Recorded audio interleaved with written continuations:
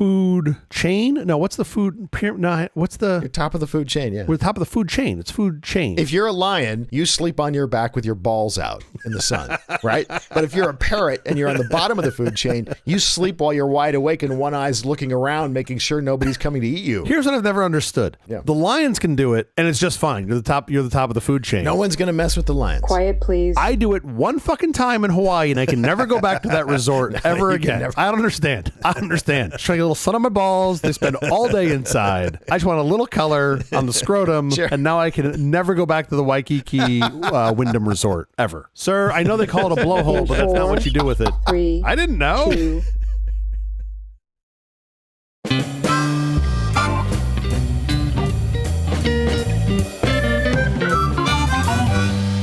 The Apple Company presents a truly terrible podcast. Welcome to Nonsense, episode number 49. I'm Jeff Parker. I'm the guy with COVID. This is our take on the week's business, tech, and entertainment headlines. This time we'll look at music. All of it. I mean, that's a lot of music. Are we going to cover all of it today? Because I feel like it's only a half an hour show. It's World Monkey Day. Monkey Day aims to educate people about the threats faced by primates in the wild, such as habitat loss, hunting, and the illegal pet trade. They should probably warn them about Elon Musk, too. By raising awareness, Monkey Day encourages people to support organizations working to protect primates and their habitats. If you don't know of such an organization, may we recommend the World Wildlife Fund. There's a perfect time to sneak in an end-of-year donation to an amazing cause. We'll put the link in the show notes. How's your week going? It always starts out well, and then you do this intro, and then I start thinking about Musk killing monkeys, and now I'm just sad. As I mentioned earlier, I've got the COVID again. I'm so sorry. You know, it's actually in some ways been more pleasant than not. What? Well, I'm recently boosted, so my symptoms have been basically non-existent. Oh, yeah. I've had like a mild cold, not even... What a massive difference that makes. Oh, geez. It's been like the softest cold I've ever had. Well, I'm sure my genetics have something to do with it, too, but I get to spend time away from my kids because I have to. I can't be with them. I'm sick. So that's been, what's the opposite of terrible again? They video call you? I did. I set up Amazon Echoes for them, and they fight to see who gets the video call me to talk to me. It's the cutest thing ever. Neither of them understand how these communications work. They like to just be on the other side of the room yelling at me into their Echo, but it's still pretty funny. I love it. But my wife has been out of town, so I've had to manage the children a bit here and there. With face mask, I hope. With face mask, yeah, I've been masked up, and let me tell you, showering with two little boys is already fun enough, let alone when you're wearing a face mask and begging your children not to splash you in the face. Oh, sure. To get the mask wet. Yeah, this has been my day for the past week. But I'm better now. I still have a faint line, so I'm still wearing a mask, but I can come out of isolation. Faint line on the COVID test. Yes, my COVID test is very, very faint. So my viral load is low, but still non-zero. When you have any kind of line, does that mean you can communicate the virus? Well, in theory, you've got some virus in you still. This is on an antigen test. In theory, you've got some virus in you still. So in theory, yes, you could communicate said virus. Okay. And in theory, and it depends on how sensitive it is. There's all sorts of shit that goes into this. But in theory, when the line is clean, then you are good to go. And then you won't infect anyone. In theory. But you could still test positive on a PCR test for months because that's just showing some of the DNA of the virus still floating around your system. Yeah. Anyway, I'm excited to get back to something normal. I think I'm a couple days away. Tired of living in your office, are you? No. I mean, I really wouldn't mind to have like a good solid 10 days. Your office is really nice. I know, it's really nice. It's full of shit right now, but it's an office/media room. So I got to watch a bunch of TV, as I mentioned, and yeah, just generally have a good time. And I got to do some fun stuff for this show, which you'll find later as we get into my segment here shortly. But I made a playlist on Spotify for the first time, a Nonsense First, to support the segment that I'm doing. Oh, that's interesting. So that you can listen along at home. Yeah, it's gonna be awesome. I'll put it in the show notes. And it has all the songs ever recorded? It has all of them. Yeah, that's the segment. The segment is all of the music. And then we're going to start with the A's. Today we're just going to start with the A's. You wouldn't think that Spotify would let you do that. Yeah, it turns out they're hurting for revenue, so they're fine. I paid an extra $3 for it. This will be the part where you ask me how my week's going. Yeah, I was about to do that. Okay, look, COVID hasn't killed all the brain cells. I still know how this fucking show works. All right, I say stuff, you laugh. You say stuff, I gloss over it. How's your week going? Shohei Ohtani is a Dodger, so my week's going just fine. Thank you very much. A $700 million contract over 10 years. In a related story, a hot dog at Dodger Stadium is now $400. Oh, so the price went down. Oh, how great. The price went down. Oh, yeah, how it's a little nice. cheaper. Shohei came in and said, look, we want this to be more like Costco. No $600 hot dogs. It's like they're propping up the Dodgers with hot dog sales. The interesting part of the deal is, of course, that Ohtani has structured the deal to pay himself $2 million a year for 10 years for salary cap purposes and then pay out the remaining $680 million.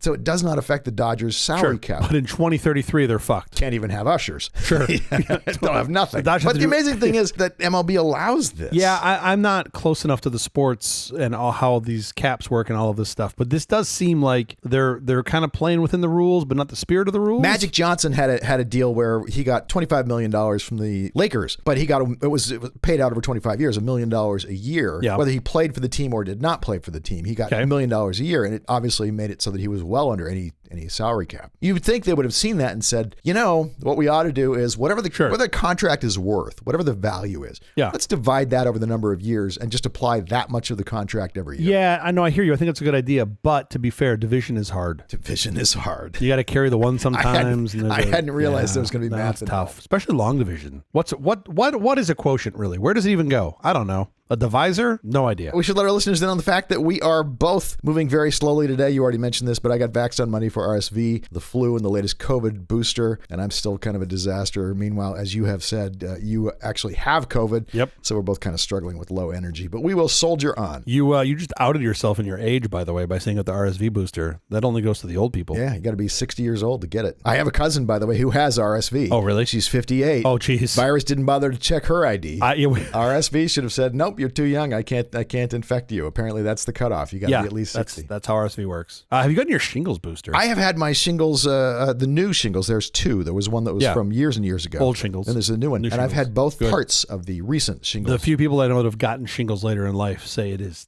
terrible. I had a friend who had it for 6 months. Oh, man. Yeah, just as horrible. bad as you can possibly imagine. So, and then we had another friend who got shingles who lives kind of by us. And so we thought, oh, you know what? Let's get that shingles. Let's get that shingles let's get that back. shot. Yeah. We raced to our local CVS coughing to get on that your doorknob. Let us get to our headlines. Tesla recalls nearly all vehicles sold in the U.S. to fix system linked to Autopilot. I'm so tired of this show featuring Elon Musk in so many stories. We should fire our producers. Tesla is recalling nearly all of the vehicles it sold in the U.S., more than 2 million across its model lineup, to fix a defective system that's supposed to ensure drivers are paying attention when they use Autopilot. I'm mystified. We have been saying forever this Autopilot doesn't work. Yeah. This is L2. It does not work. You cannot not pay attention. It does what L2 does. It just doesn't do not what L2 does. But they don't advertise it at L2. They're putting the words Autopilot on it. Autopilot, you'd think of the L5. Which is part of the problem. The recall comes after a 2-year investigation by the National Highway Traffic Safety Administration into a series of crashes that happened while the Autopilot partially automated driving system was in use. Some were deadly. The agency says its investigation found Autopilot's method of ensuring that drivers are paying attention can be inadequate and can lead to foreseeable misuse of the system. Now, I find this hard to believe. Isn't this just like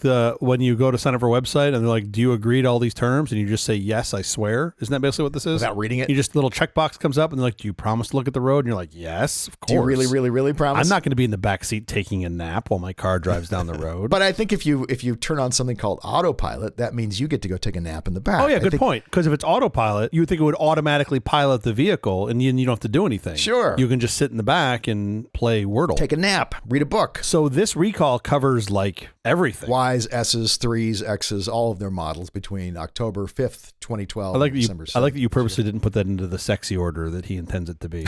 I appreciate that. What's curious about this, I read a little bit. It's a software update. You don't have to take your car in. It just updates. And so the folks that sort of, I think, brought this to light and were the most vocal about this being problematic have said, look, we're not really fixing the underlying problem. We're not putting cameras on the driver to know if they're paying attention. Right. We're not doing object detection in the road. But it seems like this is a calculated decision by the NHTSA to say, well, at least now we get them to do something now, as opposed to a bigger fix that might take years of them. Better to do something than nothing. Wrangling with them. Maybe changing the name from Autopilot, like every other electric car company that sells L2, and they call it driver assist. Hey, look, they can call it whatever they want. Okay. He's saying they have a First Amendment. They have a First Amendment right to call it whatever they want. No, you don't. I know. No, you don't. Literally, I'm being tongue in cheek on this. They're literally claiming, Tesla's literally claiming that they have a First Amendment right to call it full self-driving. And I'm like, I don't think that's how that works. You can't It's just not true. Yes, you can't say like, oh, look, if you push this button, the car will take you to the moon. Please buy it. And then you push the button, they're like,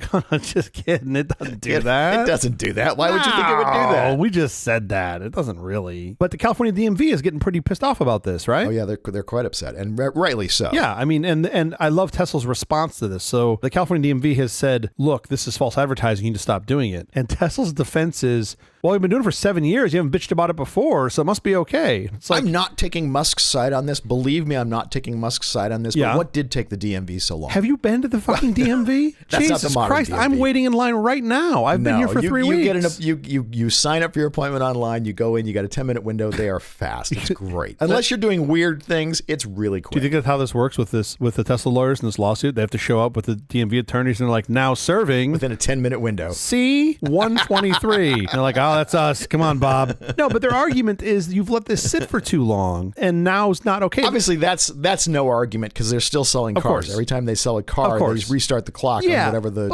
statute of your limitations expectation is the DMV are fucking experts on this. Maybe they just gave you the benefit of the doubt when you released it and called it full self-driving. They're like, well, it's going to be that soon. Clearly, they did give them the benefit of the doubt, but the DMV should have actually, I think, been quicker to act on this. Aren't there also like a mountain of people that are pretty grumpy, and I think rightfully so, just for spending 10 grand or 10 grand plus 15 grand to pre-buy? Yeah, I think it was anywhere from 8 to 10, right? It ramped up over or 8 to 15. Yeah, it ramped up over time to buy this full self-driving that never came. And they're like, well, fuck you. You promised me this thing that never came. So I can understand the DMV being like, well, it's beta right now, but maybe it'll be out in a couple of years. And then 9 fucking years later, they're like, so it turns out that's vaporware. Except no, because people are actually using it, even though they call it beta. No. I understand. It doesn't work. Of that course. Doesn't give them the license to use things. But I'm just saying, work. like, if you want to throw the DMV some rope, and I'm not in the business of defending the DMV at all, if you want to throw them some rope and just be like, well, you did call this thing beta and you were going to complete it at some point soon-ish, that could be part of why they gave you 7 years.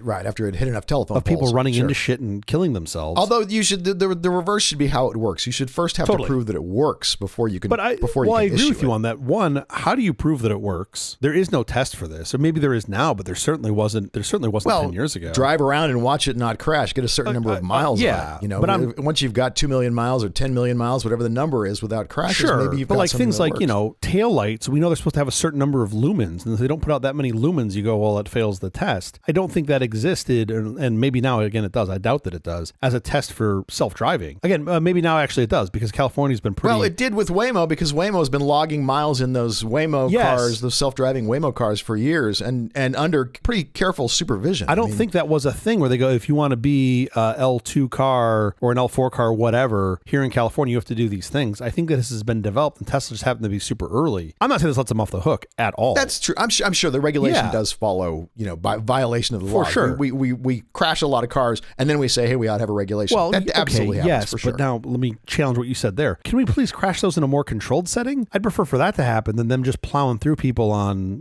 Venice Boulevard. Crash a few cars and then stop the whole thing and warn people this could be taken away at any moment. This is sure. And like that's what your crack legal team came up with. It was like something between it took you a long time to respond and First Amendment. But he's high, so he's saying, "Oh no, it's a First Amendment issue," and he's screaming at them, and they're like going, "Well, our check's clear, so let's go ahead and say whatever he wants us to say." That's also a problem with our legal system is there's nothing. None of this splashes back on the lawyers for spewing out the idiocy of their clients. The California DMV is seeking a suspension or revocation of Tesla's manufacturer license. They literally want them to stop making cars. Did not know they had the power to do that. That is kind of crazy. When I first read this, I thought they were like, I don't know if they do they? I don't know. When I first read this, I thought it was the California DMV is saying like, we don't want you, like, we're not going to let you sell cars in California anymore. Right. And then I read it a little closer and I was like, no, it's not what not it just says. selling. So I'm sure this is going to become a, how terrible is California? Let's go make all our cars in Texas and they'll just move it over to Texas and make all the car killing machines there. Although think about how many Teslas sell in California. Man, probably it's got the to be a bulk of lot them sell here. and most of those have to be in Southern California and San Francisco too. Yeah. From SF and LA. I mean, that's got to be, we're 10% of the U.S. population as it is. And for folks that are buying EVs, I got to believe we're way more than 10% of the population of folks that are buying EVs. There's a bigger issue here in that having someone who is running a car company, who is making the bottom line decisions, the fundamental decisions of what goes into a car and doesn't go into a car, having that person who clearly has a drug problem. How's that work? How can that possibly you say drug work? problem. I think he has a drug solution.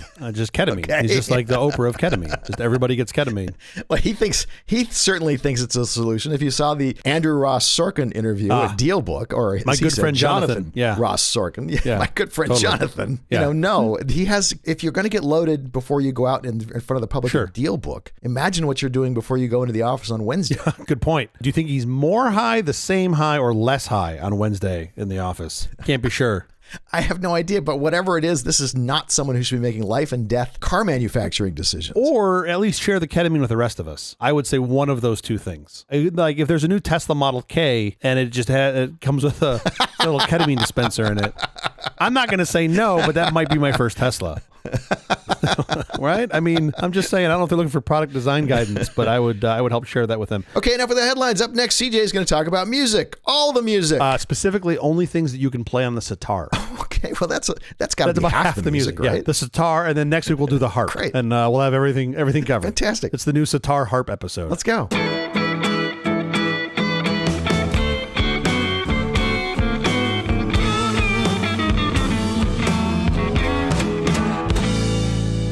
Remember what your first concert was? My first concert generally, or my first musical concert? Well, I was thinking your first musical concert, but you can start with generally. What was generally your first concert? My very first concert was Martin Mull, the comedian. Yeah. At the CSUS gym, which was spectacular. What is CSUS? So good. Cal State Sacramento. I don't remember what University of Sacramento? Cal State University Sacramento? Like okay. Yeah. I believe and you. he was fantastic. He was great. But that was my first musical concert. My first musical concert, I think, was at the Cal State Fairgrounds. Okay. And it was, you want to guess, or I'll give you hints if you want. Musical concert, first one, the Beatles. Thank you. No? Was not the Beatles?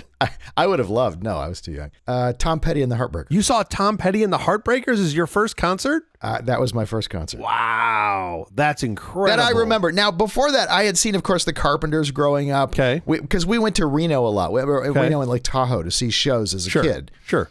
And for whatever reason, they could get us into the showroom, and I would be with my parents, and we saw tons you of had concerts. Teeth, which was a magnificent triumph back in Reno days. I had, we saw a ton of those kinds of concerts. Okay. But the first actual legit concert rock show where I wasn't with my parents and it was a rock and roll show was Tom Petty. That would be great. That would have been amazing. It was sensational. And by the way, with time, he only got better right up until the end. Yeah. I really wanted to see him again, but the clock stops and you don't know. I saw him once at a small venue and he was incredible. Yeah. I wish I could have seen him again play a longer set. My first concerts were Journey and the Jay Giles Band. Oh, wow. I was like That's a toddler. I think I was 2 for 1 and 3 for the other. I was a massive Journey fan growing up. I still am a massive Journey fan. Don't Stop Believing is still my favorite song of all time. I saw them a few years ago. It's probably been 3 or 4 years now. And I love Journey. So maybe my expectations were also set too Maybe high. we should change this show to being a concert review show. From the golden years. Could be. Point being, I love music. I'm pretty sure you love music as well because we talk about it a non-zero amount of times. Endlessly, sure. I don't believe I have much ability to create music or even really understand it, but I do appreciate it in my own way. Mm-hmm. And this is, of course, much to the chagrin of nearly all my music industry friends, save the one that actually agrees with my shitty music choices. And rock on TVP, he's probably listening. He and I always play the same terrible shit to annoy all of our other music friends. But I have never tried to write a song because it sounds super fucking hard to me, right? It does not sound easy. According to the top 3 performing rights organizations, so that's ASCAP, BMI, and CSAC, there are about 2 million songwriters active in the U.S. alone, which kind of blew my mind. I think there's now another performing rights organization. Irving Azoff started it. Global Music Rights. That's it. GMR. So there are about 2 million songwriters active in the U.S. alone. That number strikes me as super high. Sure. And that is a lot of songwriters. For perspective... Everyone who plays the guitar writes songs. Totally. Pretty much. Right? Yeah. So for perspective, in May of last year, we counted about 3.5 million retail salespersons, 3.3 million fast food workers, and 3 million nurses. So songwriters isn't far behind, right? Just to give you like a little perspective on this. And it's harder to estimate how much music is released annually, let alone how many songs there are out there in the entire universe. I've seen numbers between 70,000 and 110,000 albums being released per year, and as many as 40,000 tracks being added to Spotify daily, which is about 15-ish million a year if you math it out. Yeah. But it's hard to know what's new music and what's older tracks being added to the platform. One approximation I looked at is the number of songs that were streamed at least once. And this number jumped from 33 million in 2017 to 36.3 million in 2018. And that even is 5 years old. Yeah. So you're dealing with the order of tens of millions of songs is sort of what I'm getting at, right? It's a big Steve Allen, the guy who hosted The Tonight Show, the first host of The Tonight Show, used to write a new song every morning. Wow. Really? He wrote a song every day. For the show or just to write a song? No, just for the practice of writing the song. That's incredible. Yeah. I can't even write a joke every day. I can't write a joke once a month. Most of the songs were terrible, but Sure. I mean, you know, it's amazing that you can do that. Well, if you believe that you just got to fail a bunch in order to find the winner, then you want to get all the failures out of the way. Oh, So for just sure. Write them every day. Okay, so looking at more recent data, in 2022, Rob Jonas, he's the CEO of Luminate, which is the entertainment market monitor and insight provider. It used to be called MRC Data and I think Nielsen Music.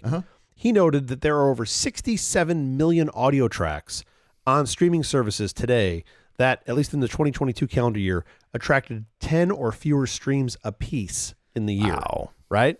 Now, that's just under half of the entire catalog of about 158 million audio tracks available worldwide. A quarter of those, right? A quarter of the 158 million audio tracks attracted 0 plays that year.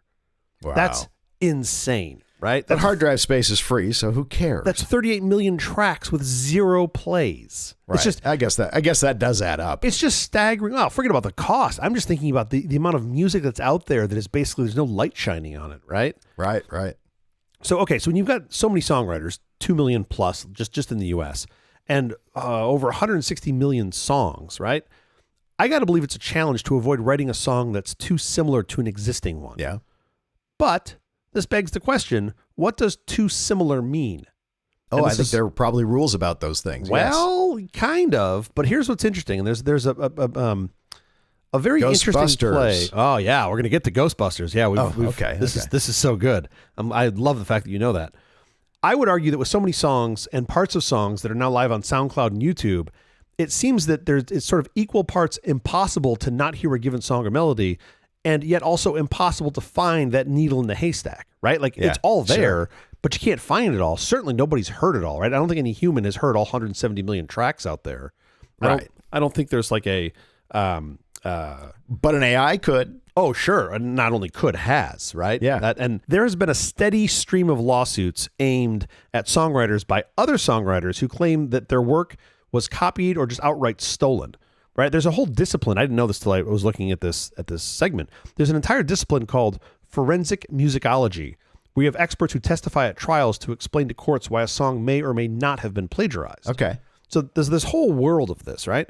And I suspect the difficulty for songwriters is that they may have copied something inadvertently. Maybe they heard a song years ago and it stuck in the back of their mind, and they really didn't know that they were copying another song. Yeah. Unfortunately for these songwriters, intent doesn't get them off the hook for sounding too much like another song. Of course. There have been cases where the songwriter just credited the original writer as a co-writer on the song to avoid charges of plagiarism. This would mean that they're giving up a portion of their royalties, even if the co-writer actually had no impact or effect on the songwriter to begin with. Sure. And I understand the defensive move, right? I understand you being like, look, I'm going to give a slice of this to you. But it just seems crazy to me, and that this is only going to get worse because you have so many more songs coming out there, right? And that presumes that the person who's being credited as co-writer, who didn't do the co-writing, who wrote something else that inspired you, Yeah. is okay with the amount Exactly. that you've given them. is okay in accepting that. Right. 50%? No, maybe I want 85. Maybe I want 95%. That is my Yep. song, you know, Yep. sure. There have been plenty of recent cases that I think folks are familiar with. Marcus Gray sued Katy Perry in 2014, saying she had plagiarized an 8-note riff from his track Joyful Noise on her track Dark Horse. A jury agreed and awarded him a $2.8 million payout, but a judge later overturned the verdict, saying that the melody was not, quote, particularly unique or rare. And what qualified the judge to make that assessment? question. Just because he's a judge? I mean, that's insane. Upholding that decision, an appeals court said last year the original verdict could have suffocated music creativity, which I thought was a really interesting comment. Okay. Earlier this year, 2023, Ed Sheeran defended a second copyright lawsuit in federal court in Manhattan over similarities between his hit Thinking Out Loud and Marvin Gaye's Let's Get It On. Boy, Marvin Gaye has been one who's been tapped left and right. He's been such a huge influence on everyone. Absolutely, right? Absolutely. U.S. District Judge Louis Stanton dismissed the case, ruling that the parts of Let's Get It On Sheeran was accused of infringing were too common for copyright protection. He went on to find that the combination of chord progression and harmonic rhythm in Gaye's song was a, quote, basic musical building block that was too common to merit copyright protection. Interesting. So, right? And that was just this year. You mentioned the one that I think is one of my favorites, those favorites that I know of, and I had just discovered this recently, was that shortly after Ghostbusters' release in 1984, Huey Lewis sued Ray Parker Jr. for plagiarism, alleging that Parker had copied the melody, primarily the bass line, from Lewis's 1983 song, I Want a New Drug. Sure. The case was settled out of court in 1985 for an undisclosed sum and a confidentiality agreement that prohibited discussion of the case. Right. According to Parker, There were several lawsuits at the time because, quote, when you sell that many records, I think everybody wants to say that they wrote the song. But in that case, I think Huey Lewis really did write the song. Well, yeah, because in 2004, there's an article in Premiere Magazine where the filmmakers admitted to using the song I Want a New Drug as temporary background music in many scenes. They also noted that they had offered to hire Huey Lewis and the News to write the main theme, but the band had declined. The filmmakers then gave film footage with Lewis's song in the background to Parker to aid him in writing the theme song. Yeah, sure. So kind of hard to wiggle out of that one. As an interesting aside in this story, Parker later sued Lewis for breaching the confidentiality agreement in a 2001 episode of VH1's Behind the Music by reasserting that Parker stole the song. And regarding the case against Lewis, Parker said, quote, I got a lot of money out of that, which I just think is kind of tickles me, right? That it's like they went back and forth, signed a confidentiality agreement, and then, Huey said something on Behind the Music and had to pay some of that money back to Parker. Sure. Anyway. Okay, so my point is... In general, I think confidentiality agreements are for the birds. Terrible. I mean, my point is that there are plenty of these, quote, your songs sound like my song lawsuits. Right. And I get it. Nobody wants to have their IP stolen. But there is, by definition, a finite number of combinations that you can put notes together into, right? Like, there's only... Well, it's got to be a huge number. Well, yeah, of course, right? It's a super large number. And the ones that, quote, sound good are a much, much smaller subset. Okay. So we are now in this era when millions of songwriters upload music to the internet. Just about any song can be plucked from obscurity by a TikTok teen, and it seems inevitable that the same melodies are going to end up in different songs, right? Yeah. That's sort of the point that I'm trying to make. And songwriters now have to be super cautious since plagiarism lawsuits are flying around, and the winner in court is usually the one you'd least suspect. One of the reasons why it's so tough to defend a copyright lawsuit is because the court now considers a melody just a sequence of pitches. In the Dark Horse case, the jury initially found that she had infringed upon the copyright of Marcus Gray, even though Perry insisted she had never heard of the song or the rapper himself. Sure. For some musicians, musicologists, and lawyers, the verdict felt very scary. Could the world run out of original melodies? Now, these two guys in particular. Well, sure. Well, yeah. I mean, no. If you think of it as like it is finite, right? It's a finite resource. It has to be a finite number. Damon Rael and Noah Rubin were two of these worried musicians. They developed a program that recorded every possible interesting melody via MIDI to a hard drive, but not for the reasons that you might think. Rael is unique in that he's a musician, a programmer, and an attorney who understands how copyright works. Well, that's a deadly combination. It was his idea to exhaust all possible melodies, and in so doing, protect musicians from being sued for copying songs they don't remember hearing. Along with Rubin, his partner on this, sort of his programming friend, they committed this vast library of melodies to a hard drive, which automatically bestowed copyright on all of them as soon as the melodies were placed on a, quote, fixed, tangible medium. Of course. Now, this might initially seem sinister, but the two put all of these melodies into the public domain. And that's ingenious is what that is. And this is the part that like I saw this, I was like, oh, this is so cool. Yeah. In fact, anybody can download the works and the program the two used in order to take the process further at allthemusic.info, which I will put a link to in the show notes. That's really cool. Right? So they basically said, okay, we're going to take some subset of what's possible and we're going to make this all PD, all public domain, and put it out there for everyone to share, which is kind of brilliant. And I want to talk a little bit today about how they did it and then what could come out of this. And if you take just the 88 notes on a piano, right, for instance, in a 12-note sequence, you get 216 sextillion melodies. Hang on, carry the one. And that's only within the sort of the Western tradition, right, in which these particular frequency ranges are considered notes. So that's a big number, finite number, big number. Mm-hmm. On the other hand, if you're talking about Western popular music and the range in which hit songs are made, that is a radically restricted domain. And within it, the number of melodies is far more comprehensible. For example, there are only 243 combinations of a sequence of 3 notes up and down and 5 notes wide that most pop songs fall into. So as you can see, it's extremely easy to copy another song without even knowing it. Sure. Popular music tends to use a more limited range of notes than an entire piano. And Rael and Rubin figured they would cover just a single octave, which is what most pop songs use. Reasonable. Rhythms were not considered because they are not legally applicable. Interesting. They'd wanted to generate all possible melodies on the piano, but after some prototyping, settled for 12-note melodies in a popular range that Rael had seen implicated in copyright litigation, the octave ascending from middle C. Most pop melodies run fewer than 12 notes, and if you generated every possible melody with just the 8 notes of the C scale, that would be 8 to the 12 melodies, which is nearly 69 billion. Hang on. Yes. So that's a big number, right? But it's a thinkable number. And remember, there are already 160 million songs streamable out there. It's a thinkable number. It's thinkable, I guess. It's still enormous. I don't know, man. How much storage do you have on your machine right now? On my computer, yes, sir. Like 4 terabytes is nothing. That is a much, much bigger number, 4 terabytes, than 69 billion. Okay, but I can't fit a song into 1 byte. It's a very shitty song. You can. It's just Real and Rubin hatched a plot to create software that would write every melody, at least within this popular range.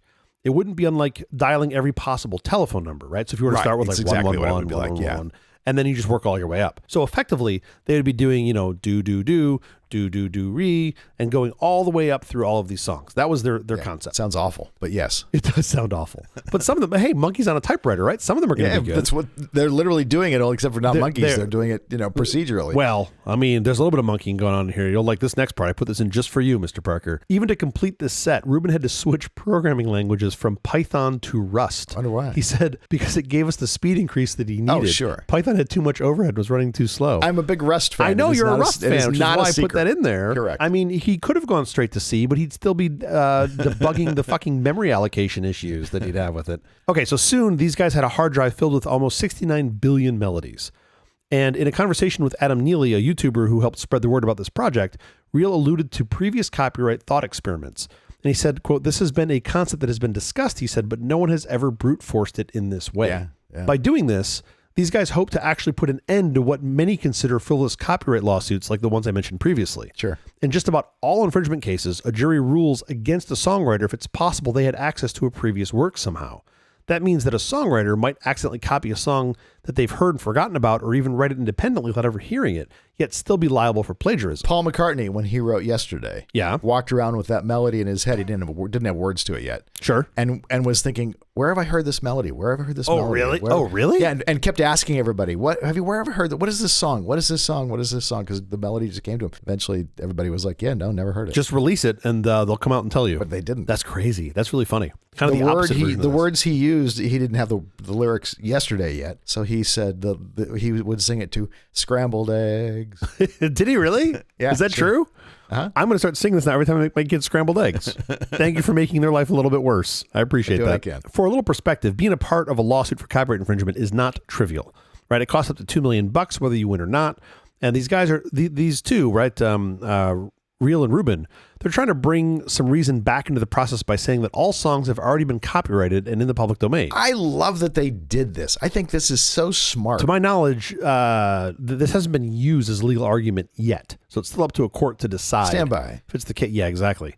Now, in The Atlantic, there was an article that I stole most of this from. Alexis Madrigal goes on to say that Real and Rubin's work is provocative on several levels. One, it raises some of the same issues about originality that haunt many discussions on creativity. A recent 99% Invisible podcast, which is another great show you guys should listen to, talks about the song Who Let the Dogs Out? And this proved an especially evocative example of the possibility of unintentional duplication. Ben Sisto, who is an artist who spent a decade tracing the origins of the woof, woof, woof hook. Yeah. Right? In the song. Yeah. He found variation after variation of that horrible song throughout musical history, some seemingly connected by a chain of transmission, others not at all. And he said, quote, "One of the biggest myths we tell ourselves about art is that it is made by individuals, and that myth is what the art market is propped up on." Sisto told the show's host he's come to believe instead that it is impossible to reliably distinguish what people invent from what they borrow. Sure.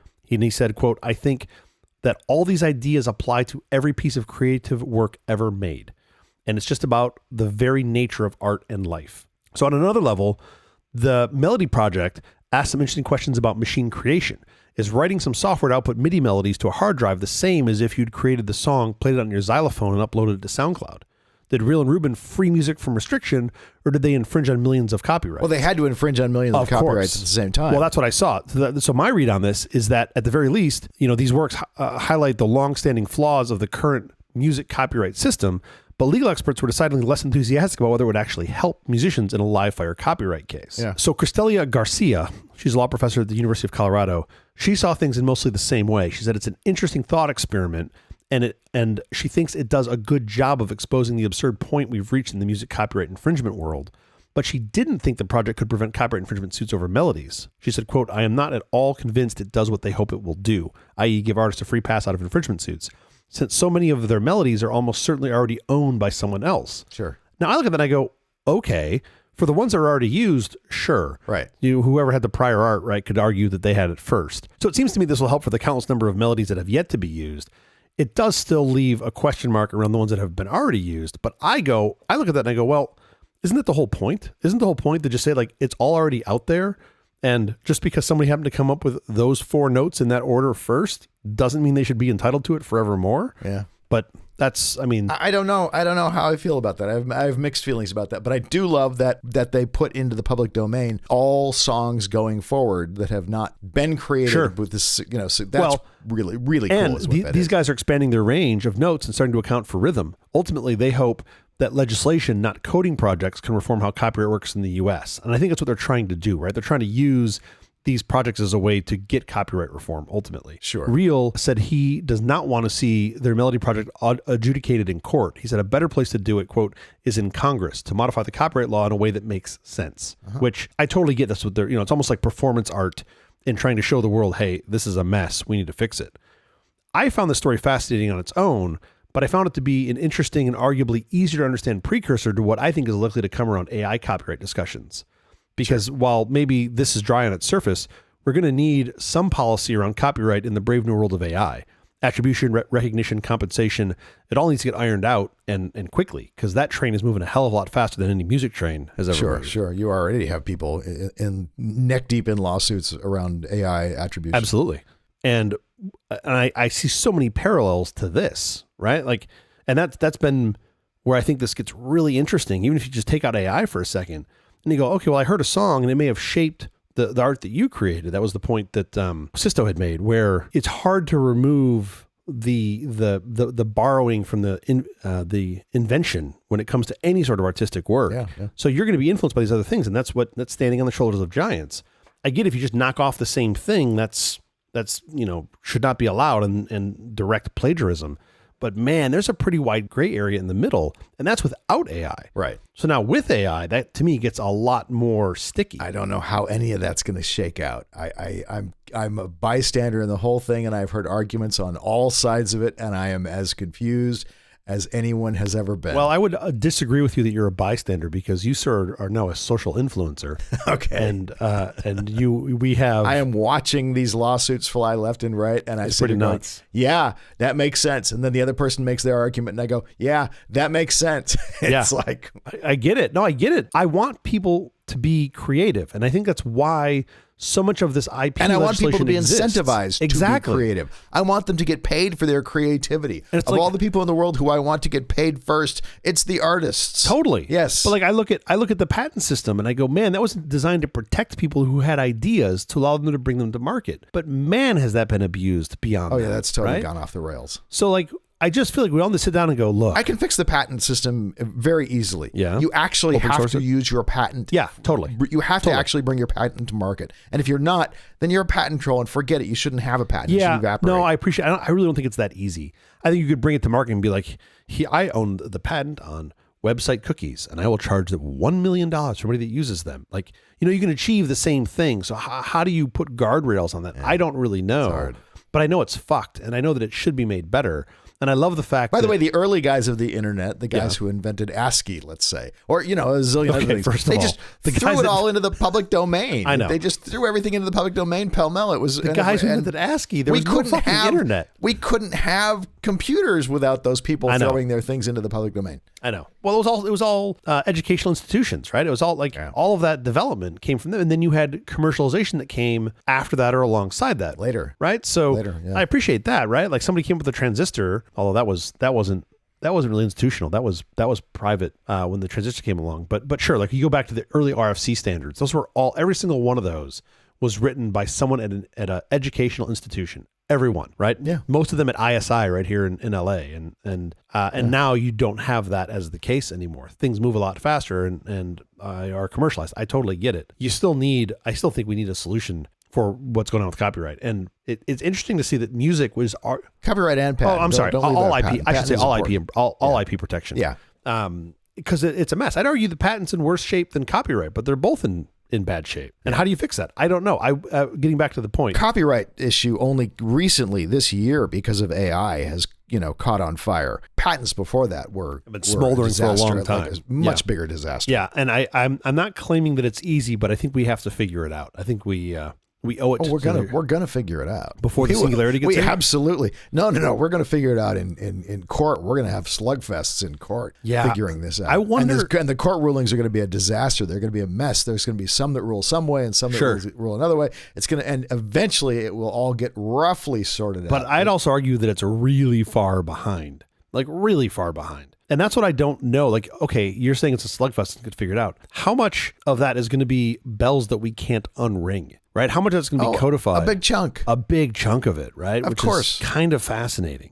So anyway. I mean, think about when advertising came along, when print media came along and started putting in ads, and there was no such thing as truth in advertising laws. And people would just make things up for what their products did. Totally. I mean, you had to have slugfests in courtrooms to sort all that out. Aren't we back to that though? Like, it seems like it doesn't. I mean, I feel like we've gotten a little far away for some reason in politics, it's still legal. I mean, that's what I don't understand. You can just make things up in political ads with complete immunity. I don't really know how that works. That's what I'm saying. Like but most other advertising, no. If you can't say that Coca-Cola cures your leprosy or whatever you want to say about. Okay, first of all, it was Pepsi, and it did cure my leprosy. Okay. So let's just get that on record right now. Yeah. There's like a T-shirt going around that's like alternative facts related. This is something like science doesn't care about your opinion. Right. Something Sure. Which I always think is great. It's like, okay, you can have an opinion on, I don't know, physics, but then physics is going to do what fucking physics does. It doesn't really care about what you think it's going to do.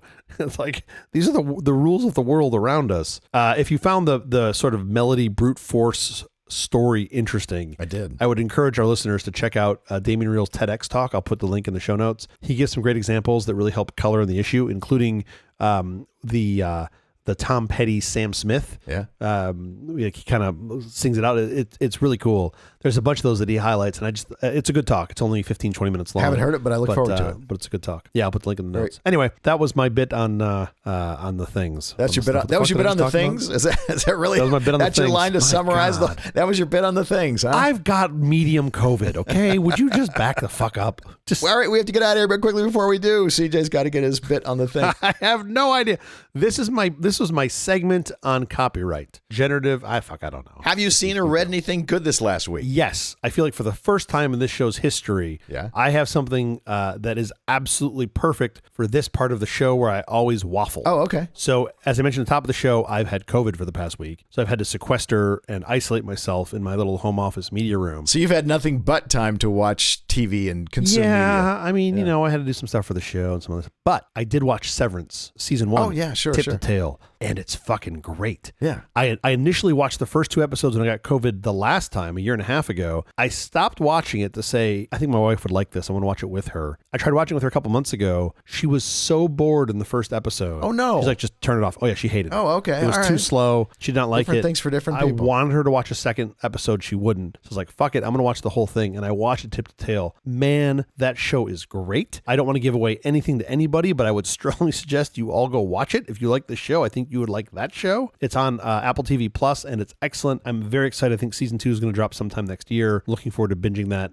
next time I have COVID. Super cool. And congratulations on getting your first real rec-in. My first real rec-in? Oh, I know. Isn't it great? It only took us, 49 episodes? Yeah. I'm fast. I'm just an overperformer, aren't I? You are an overperformer. Anyway, how about you? What'd you watch? Nayad, Annette Bening plays swimmer Diana Nayad, 3 decades after giving up marathon swimming in exchange for a career as a sports journalist at the age of 60. Diana becomes obsessed with completing an epic swim that has always eluded her, the 110-mile trek from Cuba to Florida. Determined to become the first person to finish the swim without a shark cage, Diana goes on a thrilling 4-year journey with her best friend and coach, Bonnie Stoll, played to perfection by Jodie Foster. This is really good. Okay, wait a minute. I was pretty interested, and you talked about the 60-year-old doing a 110-mile swim. I was like, oh, this sounds super interesting. Oh, yeah. I'm into this. Oh, no, it's incredible. And then you threw in the bit about the shark cage. Oh. And her not using a shark cage. Yeah. And I'm like, a what now? Because it's considered an assisted swim if she swims with a shark cage. I get it. So she had to swim without a shark cage. Yeah, it's assisted in keeping you alive. Oh, yeah. But how does that work? But they also have to deal with the fact that sharks will come to where she is. So that's an issue. Are That's there a real snipers? issue. Don't tell me. I'll just find out. Yeah, I won't tell you. Watch the show. It's how does incredible. it work when you have a shark cage? Do they like troll the shark cage and you're swimming in the shark cage? But 100%. Like the sharks don't know that there's a cage there. They just keep banging it. Okay, that's weird. That's a different episode.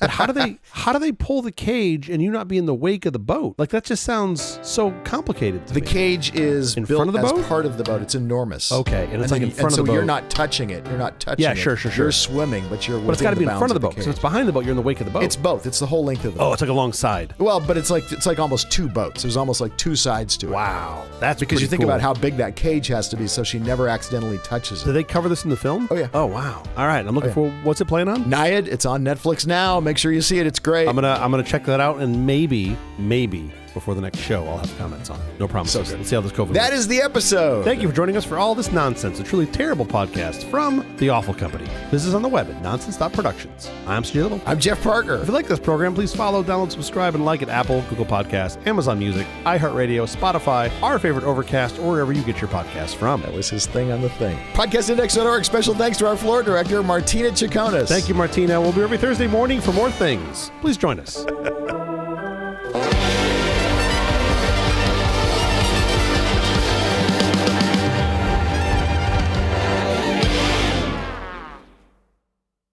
I used all of my brain cells in that segment, and they're gone now. You spent them. They're just gone. No question.